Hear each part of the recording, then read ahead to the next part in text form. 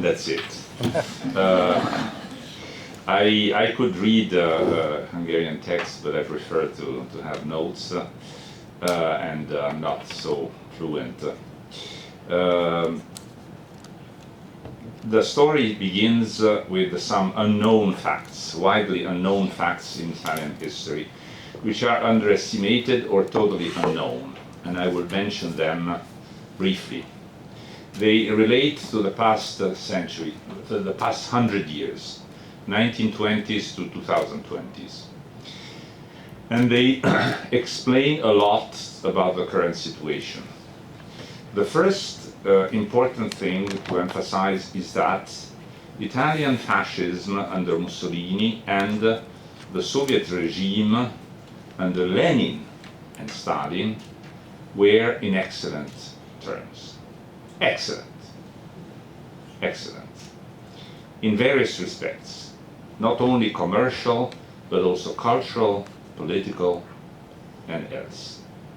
Italy was the second Western country to recognize the Soviet Union in 1924, and soon enough comes the first incident viewed from the liberal democratic point of view.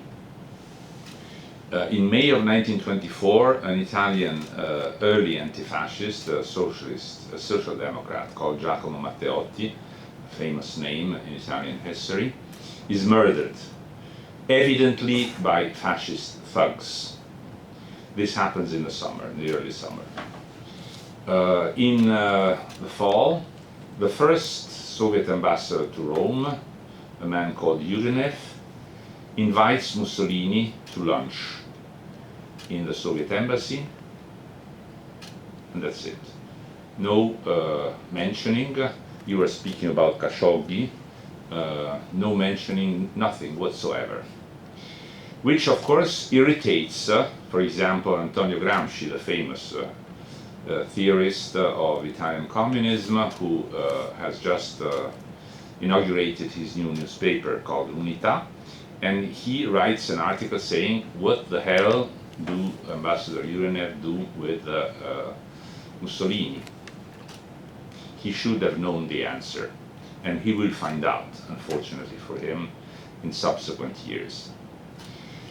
During the famine in Ukraine, the Holodomor, Italian consuls and ambassadors are all over the Soviet Union, and they write reports to Mussolini saying people are dying, people are starving, people are miserable, there is a rate of death that is impressive all over the western part of the Soviet Union, Ukraine, etc.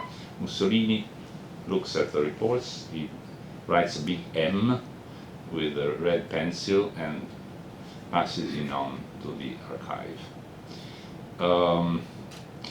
Of course, the love story is interrupted by the 1941 aggression to which Italy and unfortunately also Hungary participate, Romania, Slovakia, but it's a love story for 17 years. It's a love story, and it's a love story in 1940, because in 1940 there is an agreement, almost tacit, but also sort of partly spoken, whereby the Soviet Union will invade the Baltic states, Italy will declare war on France and Britain, and the Soviet Union will support Italy. They already support Hitler, so it's no effort to support Italy as well.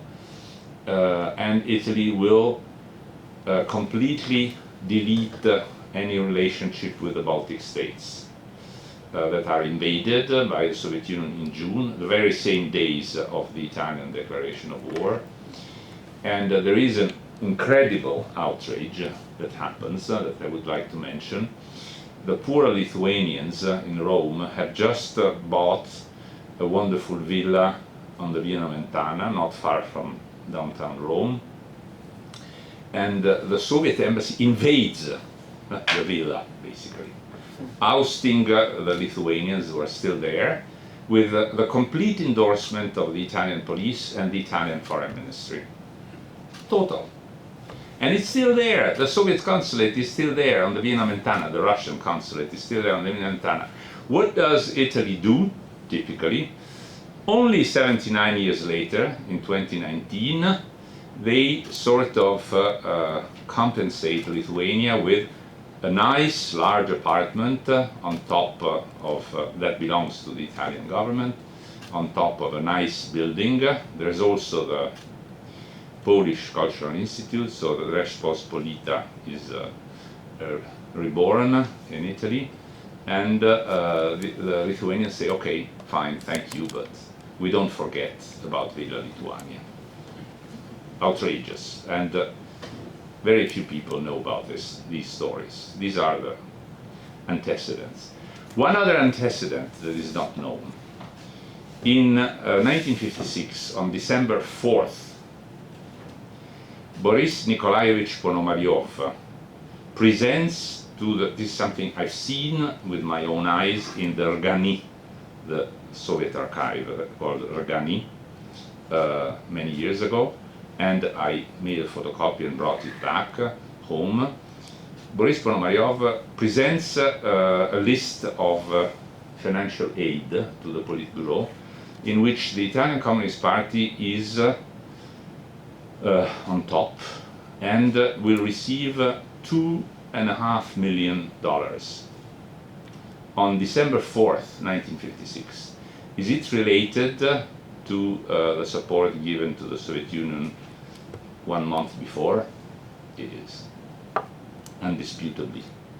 This is a document that has been published in Italy, has embarrassed the older leaders of the Communist Party, very much so Giorgio Napolitano, who ascended to the presidency of the Republic, and it's painful.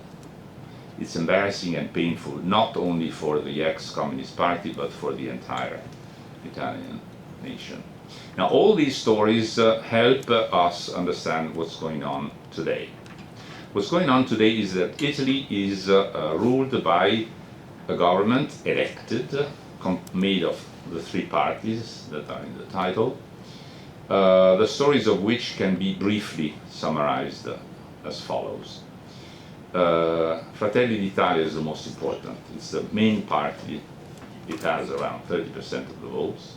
The main party in Italy, and the party of Giorgia Meloni. Giorgia Meloni is the great-granddaughter of, politically speaking, of course, of a war criminal called Rodolfo Graziani, who was the hangman of Ethiopia, the hangman of the Republic of Salò in northern Italy, the Minister of Defense, the man who put to death the partisans, who deported the Jews and the Carabinieri, because the Carabinieri were loyal to the monarchy and therefore had to be eliminated before starting the deportation of the other people. He was the first president of the Italian social movement, founded in 1946 as a neo-fascist party. This party has evolved over the decades from a neo-fascist party of the extreme right into a moderate right-wing party that is swinging constantly between the populist appeal and the sort of democratic and Euro-Atlantic position. Meloni represents the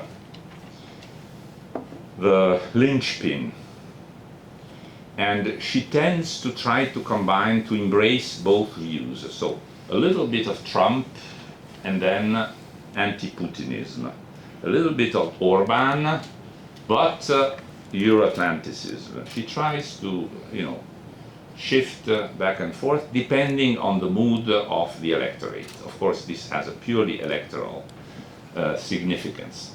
Very important to know, however, that the neo-fascist party in Italy has a better record than the Communist Party in terms of Euro-Atlantic partnership. Because when Italy in 1949 was invited to join NATO, and then there was a parliamentary debate after that. The Italian social movement voted in favor, in support of the Gasperi and company for Italy to join NATO, and the Communist Party against.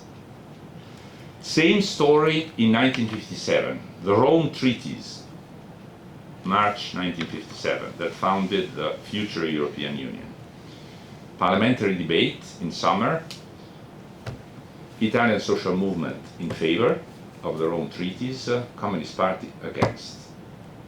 So the neo-fascist party, in terms of Euro-Atlantic loyalty, was ahead of the Communist Party since the 1950s. And the Communist Party tried to catch up over the following decades with uncertain results.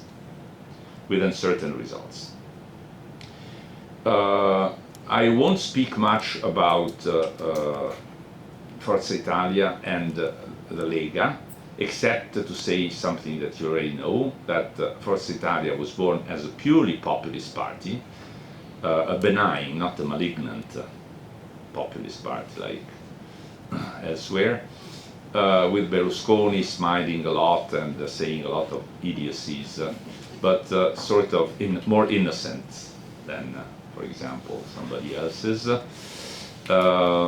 And he amassed a lot of support because in the collapse of the centrist parties due to the end of the Cold War, not so much to corruption, but to the end of the Cold War, the centrist parties had made a point of exclusively focusing on preventing the Communist Party from gaining power. They succeeded, but when the Soviet Union collapsed, they also collapsed, which is like a unique Italian phenomenon. So Berlusconi stepped in, set up his Forza Italia. It didn't go well because Forza Italia was the slogan, it's like Haira Fradi, Fradi being,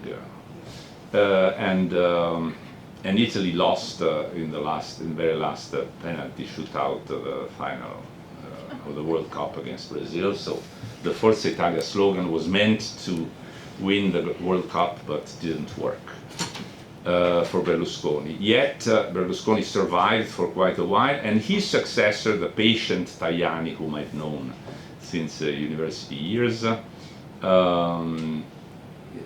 the patient Tajani has managed to de-populisticize the Forza Italia party and to make it more or less a loyal partner of the CDU, CSU in Germany, and the moderate right in Europe, with certain success. He has a record of having been the president, the speaker of the European Parliament. He did a good job there. He's respected in Europe, so he's okay. Russian interference deserves a chapter on its own, but I don't want to consume more than my allotted time, so I reserve this for maybe question time or some other parts. But Russian interference in Italy is massive, absolutely massive, and the third party, the Lega, in the Italian government, that used to be the Lega Nord because it had this crazy idea of having northern Italy secede from southern Italy, which then was abandoned because it was crazy in spite of the differences. The Lega is totally in the hands of Via Gaeta. Via Gaeta is like, remind me the name of the street where the Soviet embassy is, here? Here. Yes, in Bajza. Bajza. Yeah. It's like, Via Gaeta is like the Bajza utca in Italy. It's been the Soviet embassy, now it's the Russian embassy, and it's totally there. It's totally in the hands. It's a party along with the Five-Star Movement. They are completely in the hands of the Soviet embassy. Totally. So are a lot of people in Italian diplomacy, a lot of people in Italian journalism, especially TV, and several people in the Italian parliament. It's very, very worrisome, but that's how it is. So Italy, with Meloni, thanks to Meloni and President Mattarella, God bless him, stays afloat. But the water is here. Let's say the water, not to speak of what it really is. the water is here. Macron is not in much better conditions. Macron is more visible because he does things. He has the power of doing things because he's an executive president. But he's not in a much better condition with the Rassemblement National in front of him and Mélenchon on the other side. It's quite terrifying. Nor is Herr Merz in Germany with Alternative, who is also there, or the British Labour Party, and let alone Sanchez in Spain. Last thing, yesterday was the 50th anniversary of the death of Franco. And opinion polls in Spain seem to have stated that young Spaniards, 1 in 4 young Spaniards regrets not having lived under Franco and wants him or somebody like him back. So, conclusion. We are in a very bad shape, but we stay afloat. In order to continue staying afloat, we must be resolute, we must be far-sighted, and bet on transparency, truth, energy. These are things that the young people listen to. Transparency, coherence. It's not much. Let me celebrate the fact that in Florence at the European University Institute there was a hall inaugurated on Monday devoted to Havel. Good example. Thank you.